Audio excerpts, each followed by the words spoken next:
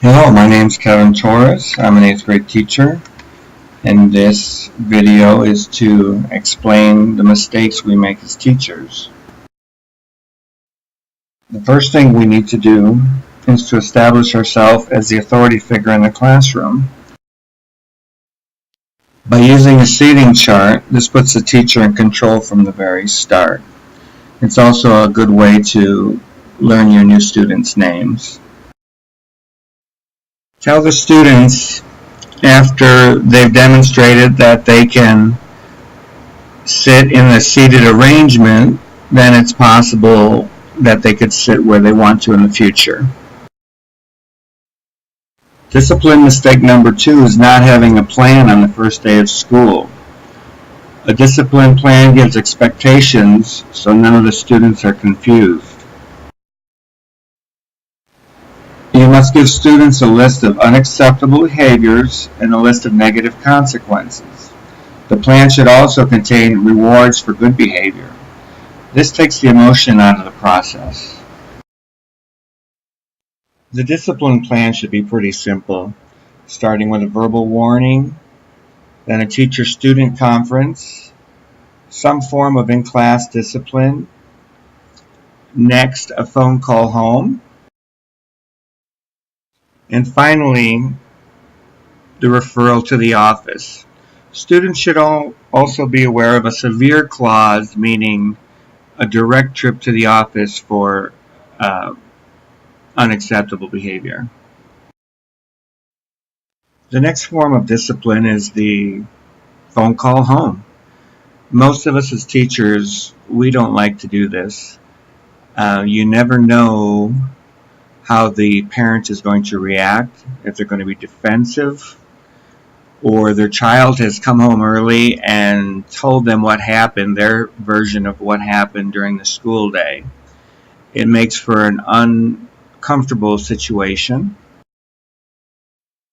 To take the emotion out of the phone call or out of the process, it's a good idea to have a script prepared. You will simply tell the behavior to the parent and not make the conversation personal. With referrals to the office, remember that these referrals will be going home, so make sure the wording is correct and we're using appropriate language. Do not include names of the other students involved, and remember our state laws as well while writing the referral.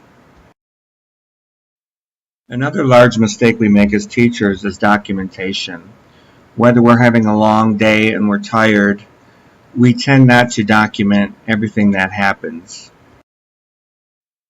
Finally, without proper documentation, when the student finally goes to talk to the principal, he or she will probably just say, "Okay, don't let it happen again."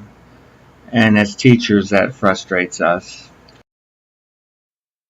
Other discipline mistakes: belittling and sarcasm, power struggles, being the screamer, judging the student's behavior, making threats that you can't follow through on, not being sure 100% who did it. Other mistakes include punishing all for the actions of one, touching students, using trigger words. I personally don't raise my voice as far as being a screamer, but I have found if it's used in moderation, maybe one time a quarter or one time a semester, it will get the student's attention, and it has been effective. For one, parents don't like when you scream at their child. However, I do remember when I was young, it was a common occurrence in the classroom. To make matters worse, students today might even laugh when you get mad. If they can find your pressure points and how to push your buttons, it only makes it worse for us. Finally, on this video, I'd like to mention some trigger words that tend to upset students and parents. The word lie, cheat, steal, lazy, obnoxious, dumb, stupid, loser, bully, hyper, to mention a few. Obviously, parents don't want us using these words, and they're not acceptable for us in the classroom. And it will also take away from the actual misbehavior. The parents will be too upset to give the teacher any credibility. So by all means, we need to stay away from these and other similar words. I want to thank you for listening to this video, and hopefully you got something out of it. And we'll see you next time. Thank you.